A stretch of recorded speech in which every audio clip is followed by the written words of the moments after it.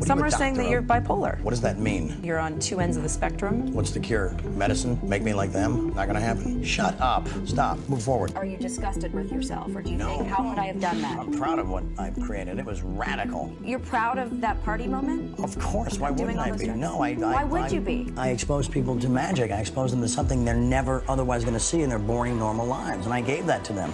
I may forget about them tomorrow, but they'll live with that memory for the rest of their lives, and that's a gift, man. For years, fans and insiders whispered about Charlie Sheen's mysterious escapades, and now, at age 60, he's finally spoken out. You were unable to perform your duties. They incited erratic behavior and derogatory public comments about the show. You claim it was wrongful termination. Is the truth somewhere in the middle there, Charlie? The derogatory stuff is true. But is he telling the full truth, or just controlling the narrative? The timing, the vague details, and the sudden confirmation all have Hollywood tongues wagging and raising more questions than answers. Like, there was one year, I was like asking where my dad was on Christmas. My mom told us he was skiing, but he was actually in jail. So what rumors did he confirm? Let's get into it. Hollywood churns out scandal after scandal, but some stars don't just play the game. They rewrite it, and nobody has done it louder, messier, or more shockingly than Charlie Sheen. From his jaw-dropping addiction battles to a string of flings with 3 explosive divorces, and a bombshell HIV revelation that shook the world, Sheen's life reads like a cautionary tale on steroids. Think you've heard it all? Think again. What happened behind the cameras makes reality TV look like a bedtime story. Brace yourself, because we're about to dive deep into the chaotic, controversial world of Charlie Sheen. But before we dive headfirst into all the chaos, let's hit rewind for a second. The period that you went through, what do you refer to that as? Is it... I was calling it a meltdown. Then I sort of changed my perspective, and I'm calling it a melt forward. Carlos Irwin Estevez, yeah, that's right, the Charlie Sheen you know is just a rebrand, was literally born with Hollywood royalty dripping from his veins. Born September 3rd, 1965, this guy had fame encoded in his DNA. His dad, Martin Sheen, was one of the most respected actors in the biz, and his brother, Emilio Estevez, was the 80s heartthrob everyone swooned over in the Breakfast Club. Sounds like fame was just handed to Charlie on a silver platter, right? Wrong. The path from privilege to his personal chaos was anything but smooth. I love Charlie. I love him I think the world of him in many ways. I think he's had quite a challenging life, which sounds an odd thing to say about someone who's had so much privilege, but I think it's often true. It's hard to start life in certain ways. I love him very much. Charlie was actually talented, like an insanely gifted type of talented. He's so gifted. He was such a gifted performer. And he also was a very responsible performer. He knew his lines first. He was always on time. I mean, what you would think about him if you didn't know any better. He started popping up in his dad's movies as a kid, but let's be real, Charlie didn't hit the big leagues until 1983 with Platoon, the role that finally turned him from Martin Sheen's kid into a star in his own right. Do you ever get caught in a mistake that you just can't get out of, okay? After Platoon, Charlie had us eating out of his hand again in Wall Street, charming everyone with that wild, infectious personality that made trouble look irresistible. You're out here to open an IRA, huh? Fox, Henry Patterson with the postal. And before we knew it, boom, my man was cashing out $1.8 million per episode and 2.5 Men. I say, on behalf of myself, the maitre d', and the entire kitchen staff. Talk about hitting the jackpot. This dude was everywhere, and the money? Yeah, it was rolling in faster than anyone could count. But behind all those blockbuster roles and fat paychecks, Charlie's real-life scandals were straight up jaw-dropping, way messier than anything on the big screen. It was one of the most explosive public meltdowns in TV history, a top-rated show, a superstar at the peak of his fame, and a spectacular collapse that unfolded in real time across headlines, interviews, and every gossip column you could name. Was success that way? I want to have fun having that type of success. I take things too far. It's who I am. I never said those words, did I? They treated me poorly, but the show's great. 2.5 Men didn't just dominate TV ratings. It became just as infamous for the off-screen chaos as for its on-screen laughs. So what really went down behind the cameras during those wild, headline-grabbing years? Charlie's story blows the lid off what fans thought they knew,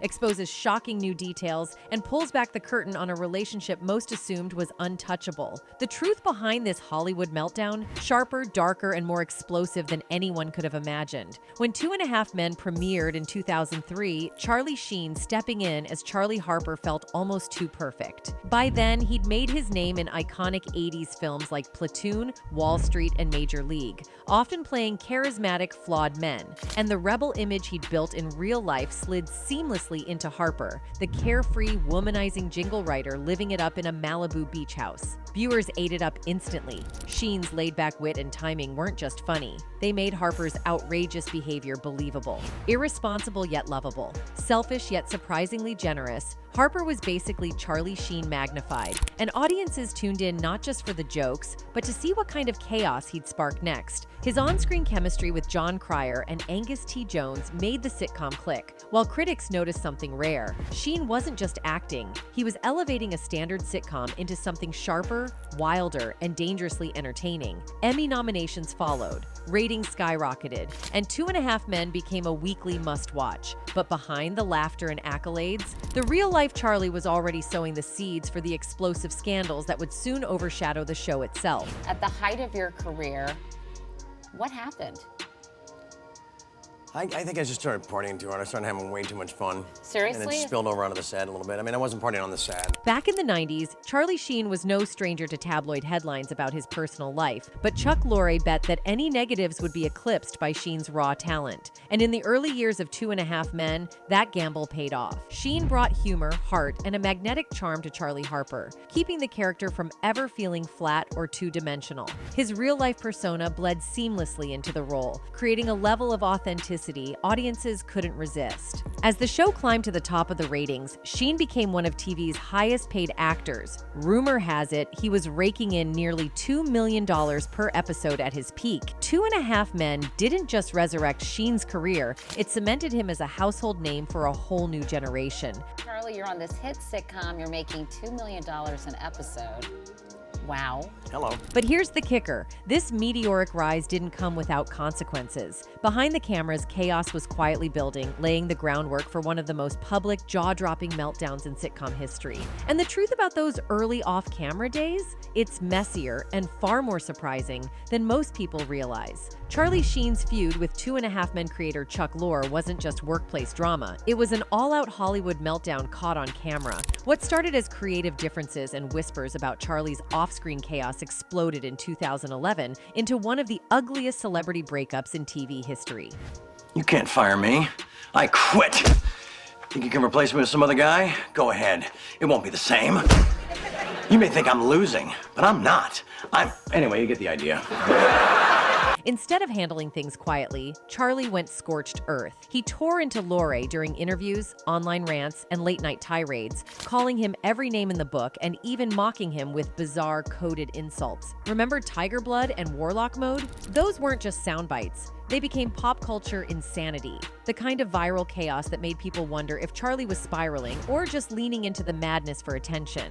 He framed himself as the victim, bragging that he'd made CBS and Lorre billions, only to be tossed aside when he needed support. In reality, his attacks torched every bridge connected to the show, and Lorre, who usually stayed private, didn't exactly take it lying down. He clapped back with savage little digs hidden in the show's vanity cards, turning every episode into a subtle roast of his former star. Humiliating, it was embarrassing, it was all kinds of stuff, and I couldn't watch 2.5 Men reruns. By March 2011, CBS had no choice. Charlie's contract was terminated, and the media circus had fully replaced the comedy. Fans weren't talking about the show anymore. They were glued to Charlie's meltdown. Ironically, Charlie would later admit he mishandled it, calling it the worst possible way he could have reacted. But by then, the damage was done. The feud not only ended his run on 2.5 Men, it became the defining scandal of his career, the cautionary tale of how one man can go from TV's highest-paid star to Hollywood's ultimate self-sabotage case. And as tensions hit their absolute peak, what happened next changed the show forever in a way no one could have scripted. After months of chaos, public feuds, jaw-dropping interviews, and more winning meltdowns than anyone could count, CBS finally dropped the hammer.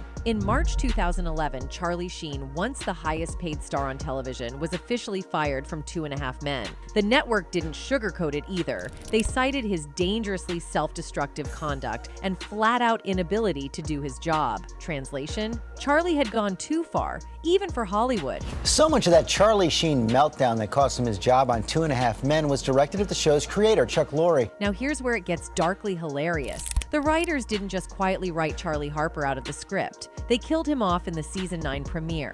Viewers learned he'd been shoved in front of a train by his stalker, Rose. Just like that, boom, end of Charlie Harper. It was short, savage, and left zero chance for a comeback. Hollywood doesn't do funerals like that every day. Enter Ashton Kutcher. The network brought him in as billionaire Walden Schmidt, betting that his star power and curiosity factor would keep viewers glued. And at first, it worked. Ratings spiked. People tuned in just to see if Kutcher could really fill Charlie's tiger blood-soaked shoes. But let's be real. No matter how many storylines they cooked up, the show was never the same without Charlie's bad boy energy at the center. Critics said it. Fans knew it. The Harper era was dead. And Charlie? Oh, he didn't take it quietly. He trashed the show, mocked his own character's train wreck death, and laughed at the idea that 2.5 Men could survive without him. But behind all the bravado, even Charlie later admitted he'd blown it. His firing and the death of Charlie Harper became a cautionary tale of how fast you can go from the top of Hollywood to headline punchline. Because if 2.5 Men proved anything, it's this. The sitcom may have limped on for 4 more seasons, but the shadow of Charlie Sheen's implosion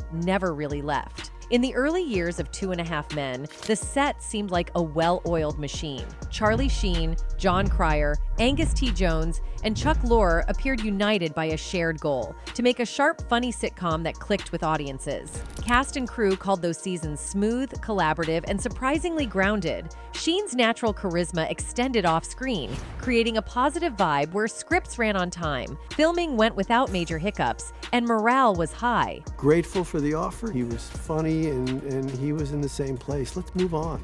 Let's close the door on this darkness that happened. John Cryer often said working with Sheen was effortless during this period. Their on-screen chemistry translated into a real-life rhythm, with Sheen being supportive, generous, and friendly. Young Angus T. Jones reportedly thrived under that stability, guided by both Sheen and Cryer. Even Chuck Lorre, known for his exacting standards, seemed satisfied, and the production staff and writers enjoyed a rare stretch of tension-free creativity. But beneath that glossy exterior, some now wonder, were there early warning signs being ignored? Could small red flags have been overlooked because ratings were soaring and Sheen was at his peak on screen? Outwardly, everything worked, but cracks were quietly forming. The turning point came in 2005, when Sheen's divorce from Denise Richards hit the headlines. Before this, he had managed to keep his off-screen life mostly separate from work. After the breakup, however, friends and crew noticed a shift. His partying reportedly intensified, focus slipped, and the controlled chaos that had once fueled his charm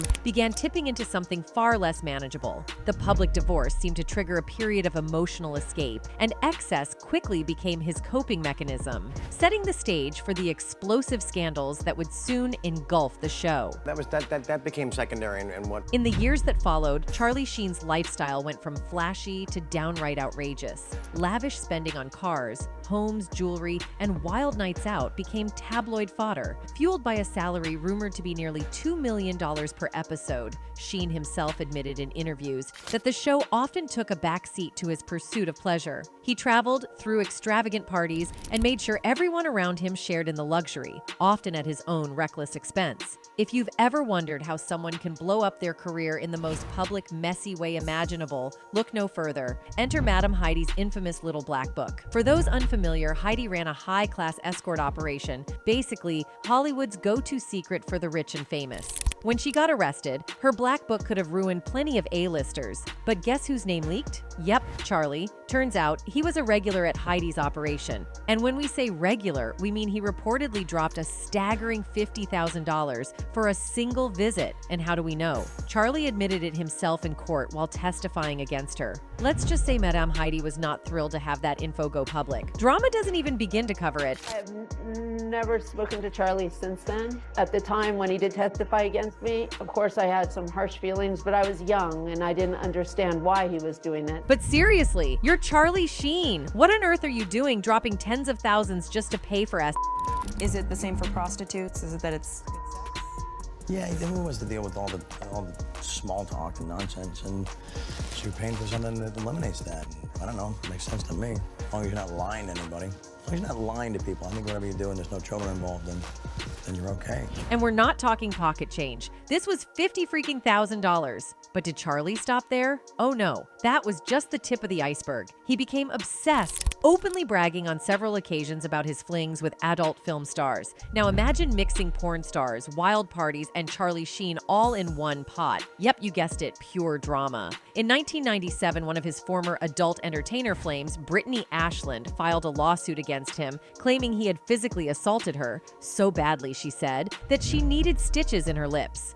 Have said you're a violent person toward women. What do you say to that? Nah, they don't know me. Then the same people talking about those incidents weren't there, so how much can they really discuss a situation they were not involved with? You know, at that point, it's all just judgment and opinion and just the gibberish of fools. Now who could forget the whole triple thing when Charlie Sheen had two goddesses living with him? An international sensation. These are my girlfriends. These are the women that I love that have completed the three parts of my heart. And these weren't just some random models. One of them was a P-star now. What was that like for Charlie Pure Bliss? We win so radically in our underwear before our first cup of coffee, it's scary. People say it's lonely at the top, but I sure like the view. He proudly flaunted his polyamorous escapades like it was completely normal. But for the rest of us watching, it was more like, does anyone else see this train about to crash? Natty and Charlie have their own special connection. I have my own connection with Charlie, and then Natty and I also have our own relationship.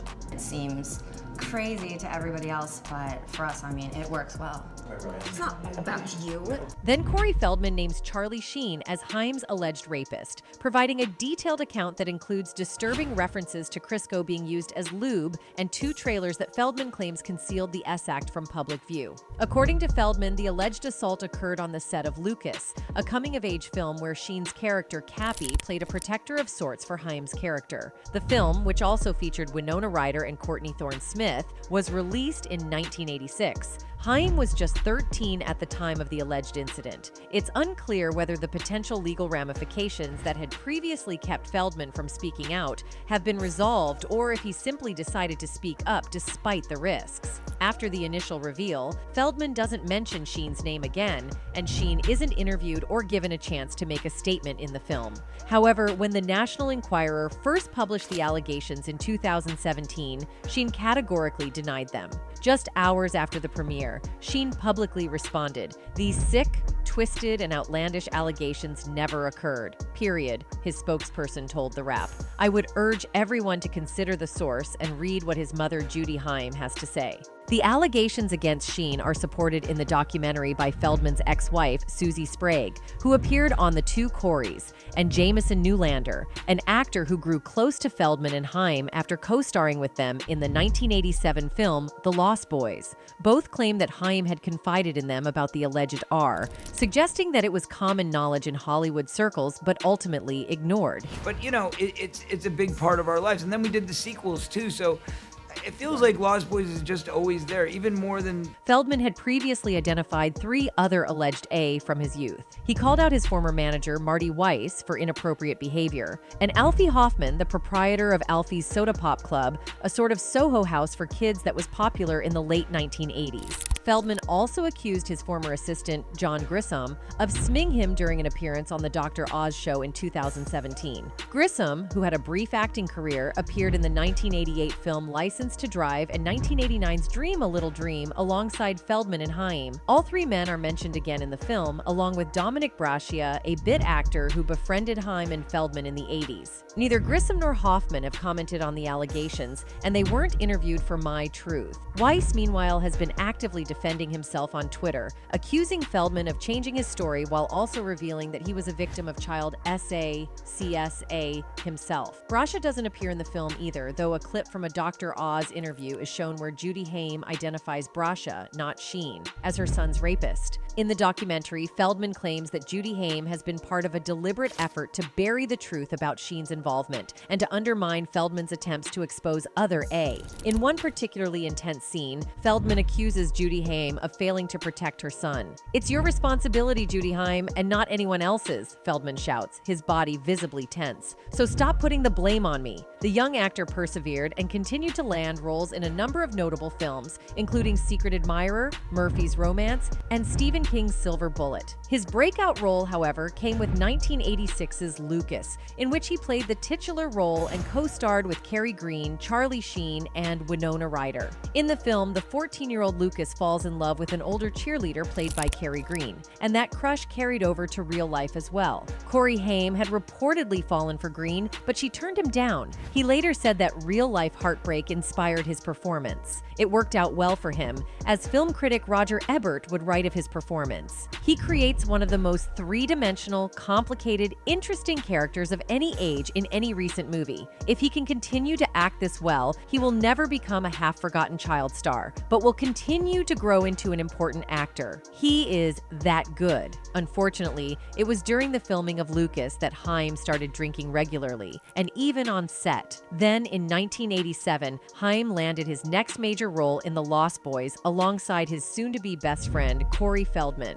This was also when Corey Haim tried marijuana for the first time, and as his success grew, so too did his dependence on D. "I lived in LA in the 1980s, which was not the best place to be," Haim later said of his substance use. "I did cocaine for about a year and a half, then it led to crack." This came to a head in 1988 while Haim was filming License to Drive with Heather Graham and Corey Feldman, during which time Haim said he had completely lost control of his D addictions. A year later, at the age of 18, he entered rehab saying he'd gotten out of whack. At one of his lowest points, Haim had even been asking high schoolers where he could buy crack. "I know it better than anybody because I've been the guy stuffing charcoal down his throat when he was OD." Feldman was also notorious for his D use, described as having smoked bales of weed and having coke-off challenges with friends, competing to see who could do the most lines of cocaine and stay up the longest. Feldman later released a documentary film titled My Truth, The R of Two Coreys, in which he further detailed the he and Haim allegedly faced. Among the startling revelations in the documentary was an allegation that Haim had once told Feldman that he was R by Charlie Sheen on the set of Lucas. Sheen would have been 19 at the time, and Haim just 13. Sheen's publicist denied the allegation. When I was about 14 and a half, and I'm saying this right now, by the guy you still hang out with, and tell me I'm 14 and Haim's mother alleged in a 2017 appearance on the Dr. Oz show, however, that it was not Sheen who had R her son, but rather actor Dominic Brassia. Feldman had also accused Brassia of abusing Corey Haim in the documentary. Brassia denied the allegations. In the years leading up to Corey Haim's death, he seemed to hint at some of the allegations Corey Feldman would later bring to light. Haim addressed the R incident directly in 2007 when he and Feldman starred in the A&E reality series The Two Coreys, saying that his rapist had been one of Feldman's acquaintances. "I have come to terms with this a long time ago, but obviously not totally," he later said. "Stuff happens when you are a kid. It scars you inside for life." As young teens, the two Coreys naturally lived lavish lives and attended countless parties, but in particular, they were known for hosting a weekly underage party night called Alfie's Soda Pop Club, basically a hangout spot where Hollywood youth could party without supervision. Feldman later claimed that a number of high-level Hollywood pedophiles would visit the Soda Pop Club and R and intimidate the teenage actors. Haim never addressed this alleged SA, though he did speak about how the Soda Pop Club contributed to his addiction. "By the end, it was dying out and everyone was on D," he said. "I was on D, Feldman was on D. At the end of it, we were 16 or 17 years old." Unfortunately, Corey Haim never truly recovered from his addictions, isolation, and desperation. By the early 2000s, work had pretty much dried up for Corey Haim, and he had filed for Chapter 11 bankruptcy. During this time, which he later called an 8-year hiatus, the actor said he effectively hid away and had an addiction to pretty much everything. Twice in 2001, Haim was hospitalized for D issues. The second time, his mother found him unconscious in his home in Los Angeles. But Haim had no money to pay his hospital bills, and out of desperation, he tried to sell his teeth and hair on eBay. This attempt was blocked by eBay, however, as the site does not allow for the sale of human body parts. Just 3 years later, Haim had moved into an apartment with his mother, but continued to spiral due to his D addiction.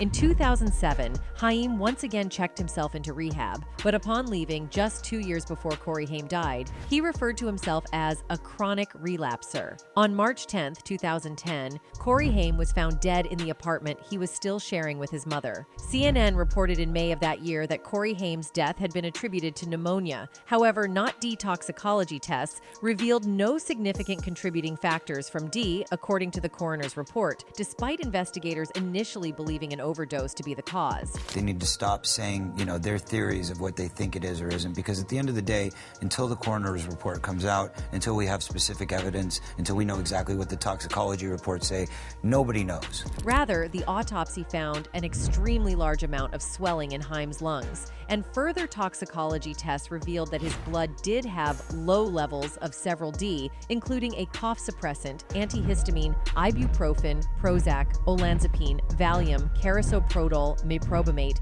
and THC. The autopsy determined, however, that the medications were present in low levels and were non-contributory to death. Corey Haim was just 38 years old when he died. But who is responsible for his death? Seemingly Charlie Sheen. And it was confirmed by other friends as well. Many friends who knew Corey Haim backed Feldman's claims in the documentary. Fellow friends who told Haim's truth included Jameson Newlander, Gary Hayes, Henry Penzie, Scott Carlson, and Susanna Sprague. Scott Carlson, who was the manager of both Corys, stated, "Haim told me specifically about what had happened to him on the set of Lucas.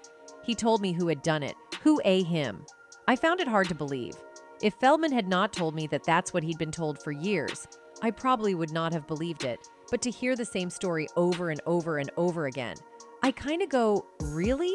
Well, I'm not comfortable at all saying it, and I don't care if 100 people have said it or 1,000 people said it. But what Corey Haim told me when I was sitting with Feldman in the office in the house in Vancouver, that he had been M on the set of Lucas. And it was Charlie Sheen, Denise Richards' eldest daughter, Sammy Sheen, claims she almost got ST while hanging out with friends amid her mother's ongoing marital troubles. Sammy took to TikTok to describe an incident that happened. "We were at this restaurant pretty late. We didn't leave until midnight, and we were outside taking photos in the parking lot. We were there for 5 minutes," she further said in the clip. Bro, I think I almost got night. My friend and I, we were at this restaurant pretty late. We didn't leave till like midnight. And when we were leaving, we were in the parking lot and we were like taking photos. I was taking a bunch of photos of her. Out of nowhere, this man came up to us asking for money. I said, "Sorry, I don't have any cash on me." Despite her insistence, she didn't have any cash to give him. She claims the suspicious man became persistent. I'm like, "Sorry, no," and he goes, "Okay, have a good night." The OnlyFans star, 21, continued, adding that another man approached her and her friend as soon as she exited the first conversation. "The second I saw this man, I had the worst feeling in my stomach. Like, get the F away from me right now," she recalled. Out of nowhere, this man comes up to us asking for money, and he's on like the right side of the parking lot, and we're looking this way, okay? And I'm like, "Sorry, I don't have any cash on me," because I don't carry cash on me. She said the man asked if she could speak Spanish among a series of other questions, but Sheen couldn't understand what he was saying. Then he starts to reach into his back pocket, and I reach into my purse and pull out my pepper spray. And I open that B, and he saw that, and he started to pull a card out, Sheen added. At which point, Sheen and her friend immediately ran from the scene and locked themselves in her car. The girls made it out safe, but Sheen said the ordeal left her feeling uneasy. As the friends debriefed the situation on the ride home, she came to the conclusion that she felt the two men were working together. After she looked through the photos, she realized the man was watching us the whole time. He was just staring at us. She went on to include a photo of the man in question before she cautioned her followers to be even more aware of their surroundings and to trust your gut when they go out. "I'm usually very aware of my surroundings, and I didn't notice this man," she added. "Even if it was harmless, it's better to be safe than sorry,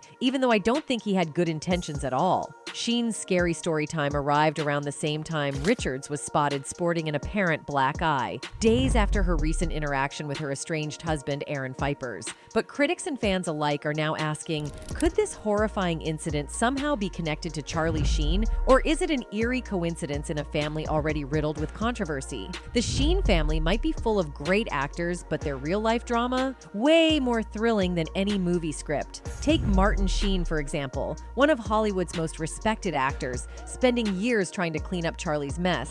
And let's be real, you're Martin freaking Sheen, and your son is making headlines for wild parties, scandal, and chaos. No wonder father and son had more tension than a blockbuster cliffhanger. Douche in my response to him. Right, I mean, you were complete and total, yeah. I was an ass. Let's play what Martin said. It was very heartfelt. still struggles with a lot of demons and a lot of unresolved parts to his character that didn't get a chance to develop. And honestly, can you blame Martin? Who wants their kid to be the punchline of every Hollywood joke? Then there's Emilio Estevez, the squeaky clean brother, probably spending most of his time trying to stay as far away from Charlie's chaos as possible. You can almost hear him saying, "No, Charlie, I don't want any of your shenanigans, family or not. Sometimes you just have to cut the drama out of your life." Speaking of drama, Charlie Sheen's love life was pure chaos. Beyond his endless flings, he'd been married 3 times. And trust me, none of those marriages read like a romance novel without a twist. The most infamous, his marriage to Denise Richards. In 2002, they tied the knot, and for a brief moment, they looked like Hollywood's dream couple. Charlie even claimed to be a changed man, went so far as to get sober, and tattooed her name on his wrist. For a minute, it was all picture perfect. And then the headlines exploded. Even though Denise remained one of his favorite ex-wives and he reportedly went all out, buying her a private jet, the relationship was far from drama-free.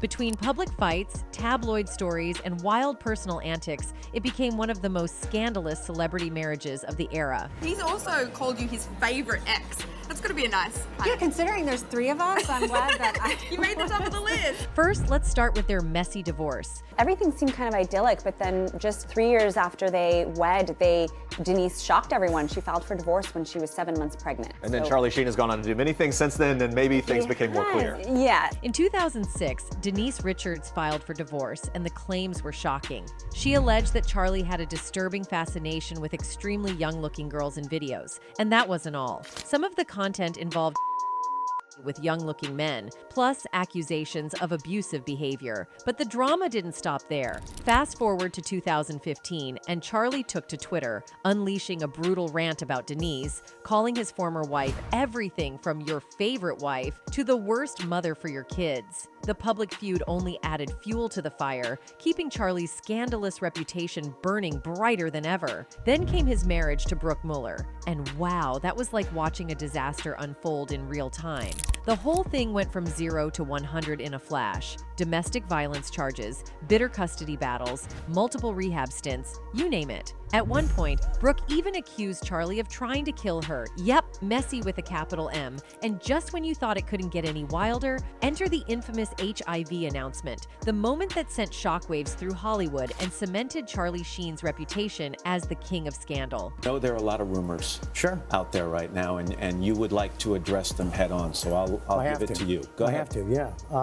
I'm here to admit that I am, in fact, HIV positive. You might want to sit down for this one. In 2015, Charlie Sheen went on the Today Show and dropped the bombshell. He was HIV positive. But that wasn't even the juiciest part. The real shocker? He'd known for years and had been keeping it a secret from everyone. Yep, Hollywood and the world was blindsided. How long have you known about this? When were you diagnosed? Roughly 4 years ago.